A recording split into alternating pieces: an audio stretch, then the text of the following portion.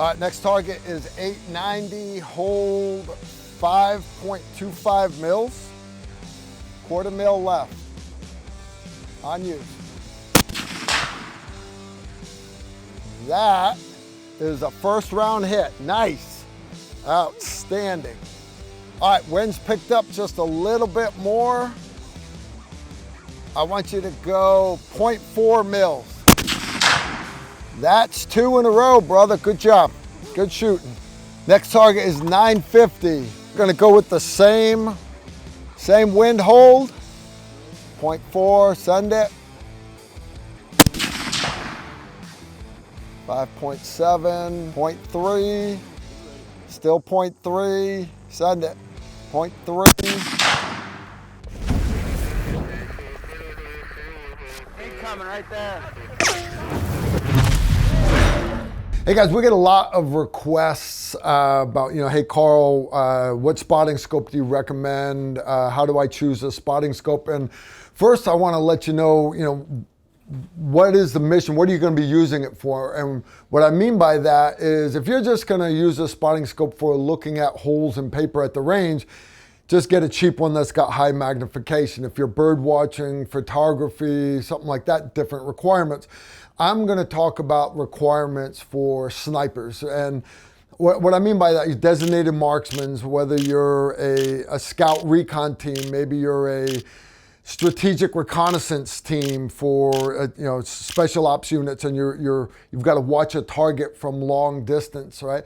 Maybe counter sniper teams, things like that, right? So military applications of a spotting scope, right? So when you look at the military using this, you're looking at it from the spotter on the sniper team, okay? And basically what he's going to use optics for, period, is first scanning the target area, right? Kind of like hunters do, all right? Now, a lot of times that initial scan, you're gonna do that with just with a decent set of binos, right? Because it allows you to see that wide range of view, stuff like that, right?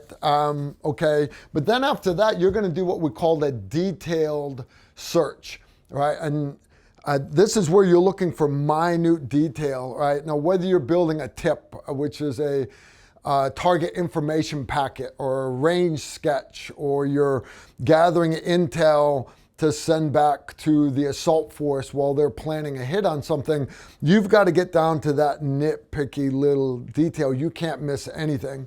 Other things you're going to use it for, that spotter, he's going to be using it for observation of the target area.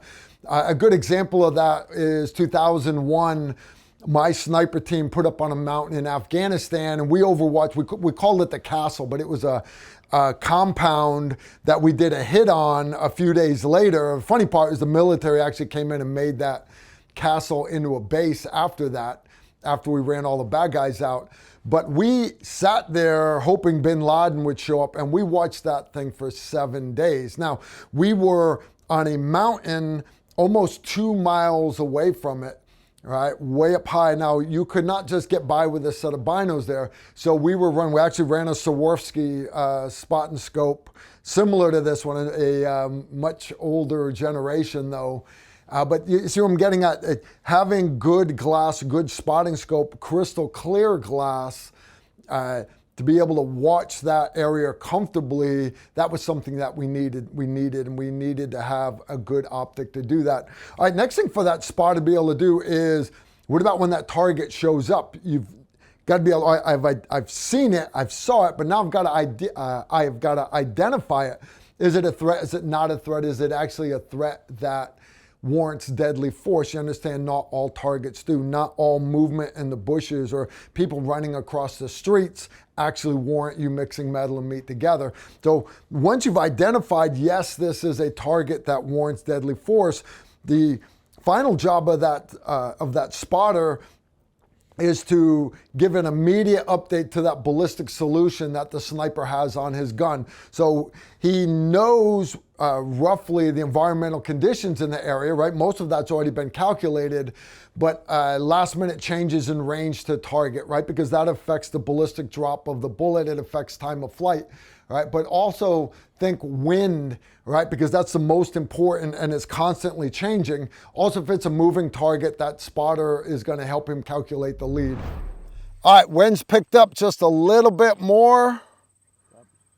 I want you to go 0.4 mils.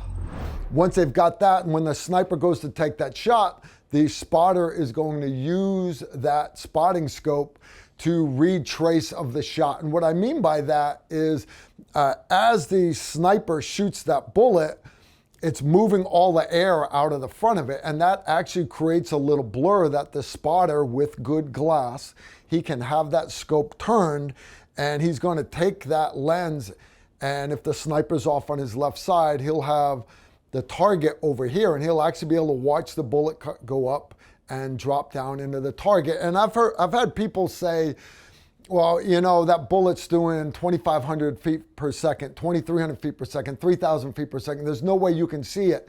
That's not true, because time of flight, let's say it's 1 second or 1.5 seconds for a long range shot, the bullet's only rising 96 inches or so and dropping whatever that max ordnance is in that second. So it's going up and then it's coming down. Now, granted, it's going this way at 2,300 feet per second, but it's not going up and down that fast. And you're actually able to see that blur of air moving out of the way in front of the bullet. We call that seeing the trace of the shot.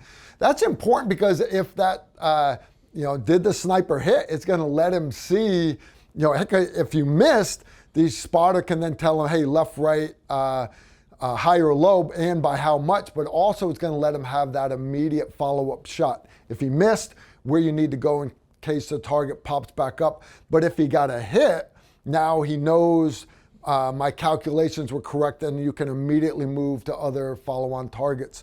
All right, so when we start looking at the spotting scopes, there are a bunch of different categories, we'll say, subjects that I want you to look at. And the first one is going to be the objective lens diameter, right? And what this does is how much light is entering the optic. Now, this is really important, especially around dusk or dawn. All right, if let's say a scope is a 10 by 42 millimeter, it has a 42 millimeter objective lens. All right, this SRT 80 by Swarovski, it's got a massive 80 millimeter objective lens. All right, this thing is going to bring in a lot of light. So sundown, sunup, it's going to be awesome for me to be able to see it. Next thing I want you to look at is variable power magnification. Right? If you're running low power, that's going to give you a wider field of view. You're going to be able to see more of the battlefield. Higher power, it's a closer view to identify, but you're going to be able to see more detail, but you're not going to have as wide of a field of view.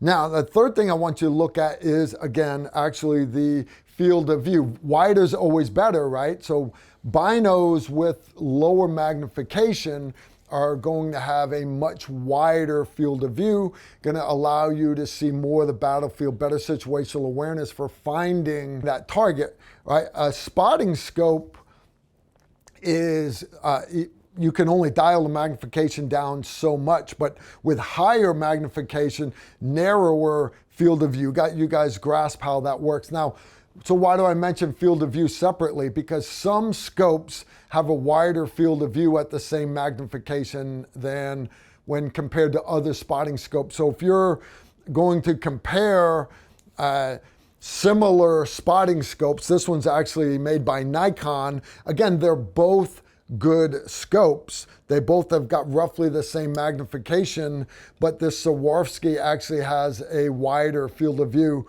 At 100 meters, I'm seeing many more feet than I would with this Nikon. Right? It matters. It really does, especially from a military standpoint. Right? Next thing I want you to look at is the weight, because you've got to carry this puppy. All right? Now, if you're just a range guy, no biggie, right? But if you're climbing the mountains in Afghanistan, that's kind of a big deal. Right? Size, maybe. But for me, weight is important. Another big one, and this is where people skimp, is quality of the glass. All right, crystal clear HD optics. Swarovski is known for their jewelry. All right, and they're known for some of the clearest and best glass on the planet. So, what you're going to go with? I understand budget constraints, but for a lot of people, they'll. If you're getting, this one's off of Amazon. I hope you can't see the, I don't want to bash them, I don't. But understand, if you're buying Ukrainium or Chinesium off of Amazon, even if you're going with a large objective lens, understand quality of glass.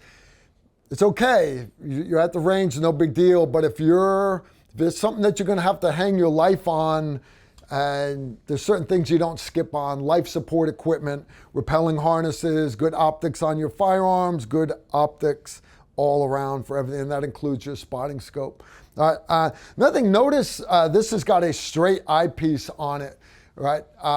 Angled versus straight eyepiece. What I mean by that is a lot of spotting scopes, especially your bird watchers or people like that, they'll have an angled spotting scope. The angle is better if you're going to be in a static, non-tactical position bird watching, because you can have your head naturally canted down like everybody does at their phones, and they can look into that eyepiece. You understand notice how much higher my head would be, right? From a tactical standpoint, two reasons why I like a straight through eyepiece is, one, I'm looking straight at the target. My head is not above it.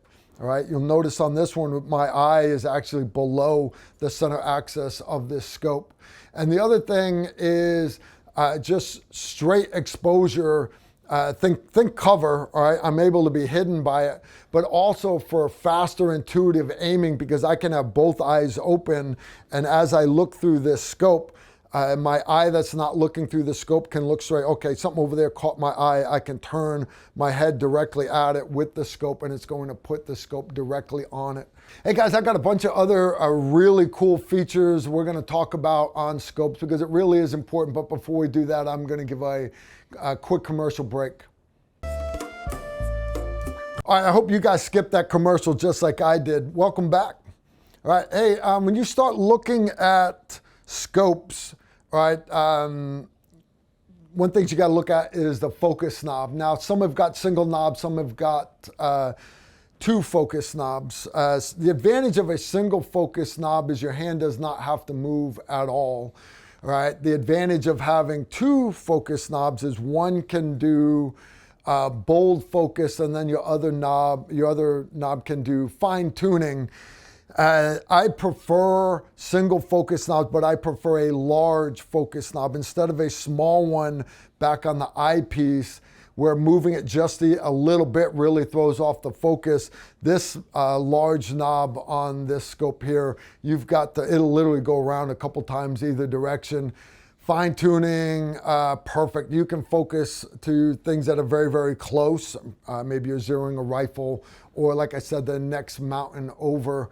All right, where it comes into play a lot is focusing for reading trace. And what I mean by that is you focus on that target, you ID that target, you get all the intel that you need off of it. But I mentioned that shooter needs to be able to see trace. The path of that bullet as the bullet flies through the air. You focusing on the target, you're not going to see it as well. So what you do is you focus slightly back off the target, about halfway to 2/3 of the way to the target. One, this is going to allow you to see the mirage and actually read winds better. But the big thing is, by having one focus knob, I can just bring it back to where I'm just out of focus back away from the target. I can see the trace of the bullet, and then I can immediately bring my focus knob back so that I'm back onto the target, so that I can observe effects on target. Was it a Did it immediately interdict that target, or does my shooter have to send a second round? All right. Next thing on spotting scopes is some of them are available in reticles with reticles in them. Right. What I mean by that is similar to your sniper rifle or your designated marksman's rifle, those crosshairs. All right. Do you want a reticle? Do you not want a reticle? All right. So first off, no reticle. It's clearer for observation. All right. It's clearer if you're filming the target. For example, filming so that we could go send video or pictures of the target area back to Starfleet Command so that the assault force could better see the target. Okay, no reticle would be better for that. All right. If you're just bird watching, things like that, no reticle in it. Cool. All right. But the option of having the reticle in the eyepiece allows you to give corrections for your shooter.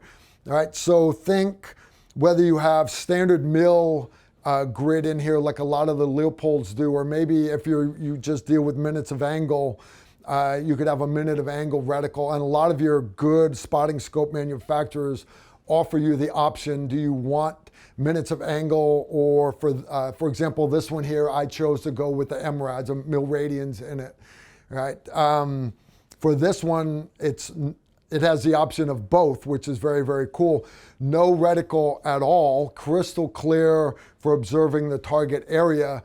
But if my shooter's getting ready to shoot or I need to measure something on target, I can dial it one direction for during the day brightness, but it also has for in the dark, it's got dark settings also, other direction, bring it straight up and down, and that turns the reticle back off.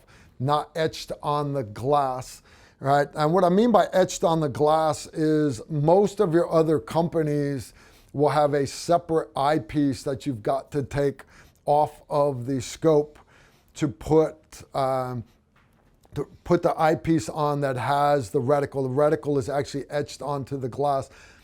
Okay, I understand why they do it, and but one thing I'll say is there's, again, another reason. You get what you paid for, you really do. So it depends what your budget is, right? So if you're giving corrections to your shooter, let's say he missed a 0.2 of a mil left or right, you can actually measure that in here.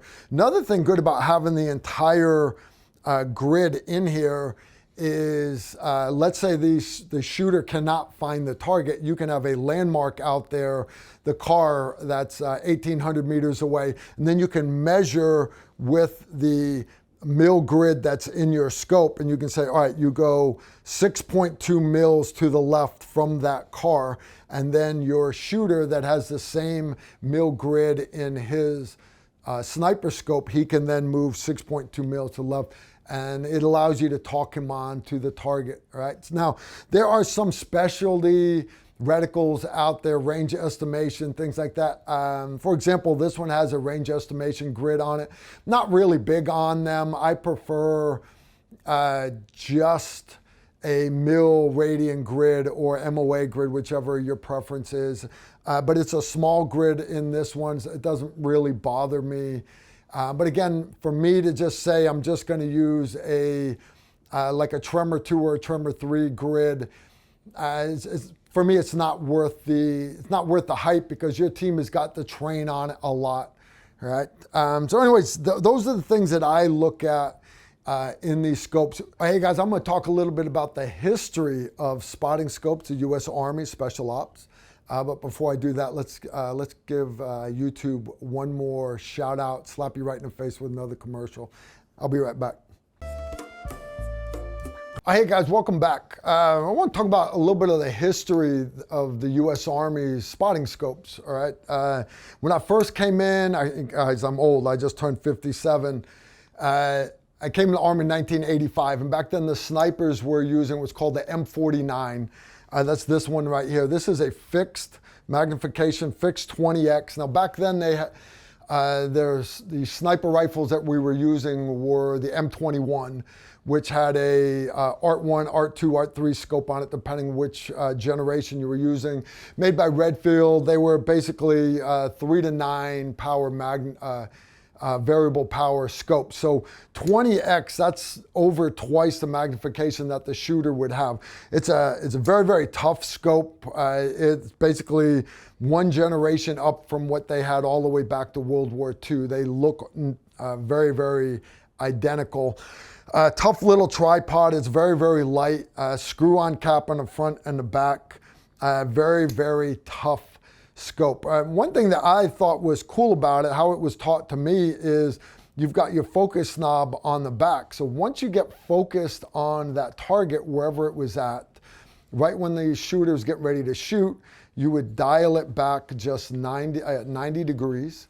That would focus exactly halfway back from the target. That allows you to read winds better, allows you to see trace better.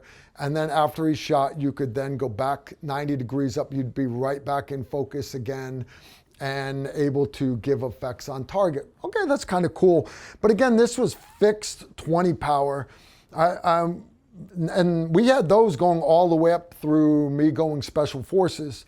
All right, after that, we got the next generation, which is this puppy right here. This is the M144. All right, this is the one I grew up on. I love that. Look how small that is, right? It's still completely see-through. It's still got a very similar design to tripod. You can adjust the height on a little bit.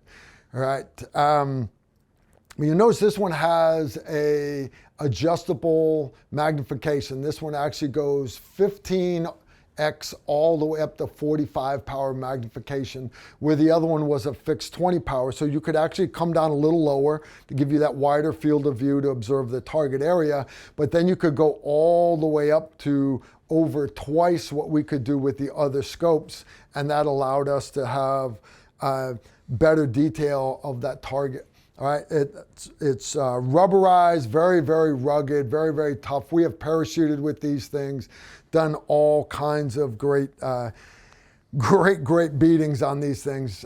They've been spray painted and tore up and locked out of submarines, and you just can't kill this thing. You really can't. One thing I thought was neat was it came with a quick release mount. We didn't have to use the hose clamps anymore, but it also has a standard tripod mount on it, which allowed us to basically use any size, height camera tripod for different hide sites, which was important, especially in like urban hide sites, right? Now, great spotting scope. This served us very, very well until we started getting, about the time the global war on terror kicked off, early 2000s, the Army switched to a new Leopold. All right, this is the M151 Leopold. It is a 12 to 40x. Right, it has a mil-dot reticle in it. Now, it came with a crazy big old tripod that no one liked. Everybody immediately got rid of that thing, threw it away.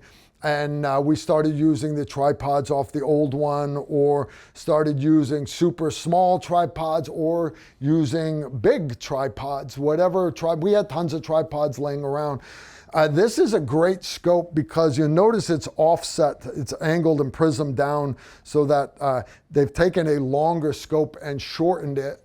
All right, it's still variable X. It comes with a night vision mount, so you can use a PVS 14 to observe with this in the dark. But the big thing was, I mentioned it had that mil reticle in it, and where I didn't think that made a big deal, when it came time to give exact corrections to the shooter, or for me to measure things on target, this spotting scope brought a lot to the battlefield that we didn't have with our other scopes after that, right? So that's kind of cool, right? I figured you guys would get a kick out of that. Now, these are not the only spotting scopes that we used, right? Because there are specialty spotter scopes out there. And what I mean by that is, and that's why I'm such a big fan of Swarovski here, is because we would use specialty spotter scopes where sometimes bigger is better. Right now, I mentioned Afghanistan. I used an earlier version of this scope up on the mountain in Afghanistan. And we did it because, well, we're 2 miles away from the target and we needed crystal clear optics because it wasn't just for us to observe. We had this spotting scope, and on the back of it was mounted a night owl night sight. And on the back of that was a digital camera. And that digital camera had a cable running to the Toughbook computer that had a cable running to the SATCOM radio that had a cable running to the SATCOM antenna. Right? That's a whole lot going on. But what it did was it allowed us to send pictures, but actually live video all the way up to Starfleet Command via SATCOM. And what that did was now the assault force, you've got the assaulters there planning the mission. They're going to come in by helicopter and hit this thing. We were able to use that great optic to be able to see that target. All right, having the mill grid in here, you understand you can actually use what's called the worm formula. All right, you laze that target. I know how far away that target building is by measuring the height of that doorway or the height of that gate.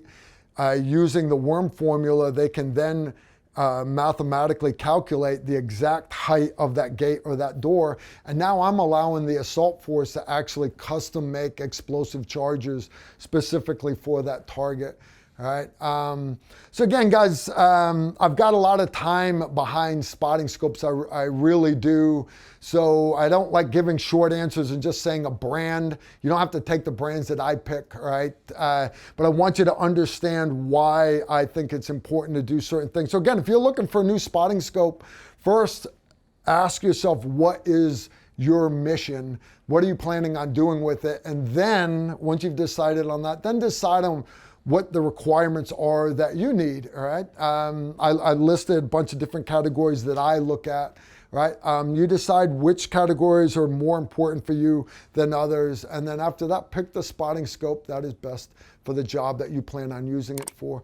Anyways, that's all I got for today. You know the deal. Leave your comments below. I always read all your comments. I don't always reply, but I always read your comments, right? So questions, comments, leave them below. Y'all take care and shoot straight. If you like this video, make sure to like, comment, and subscribe. Also, make sure you follow us on Facebook, Instagram, and Twitter so you don't miss out on anything.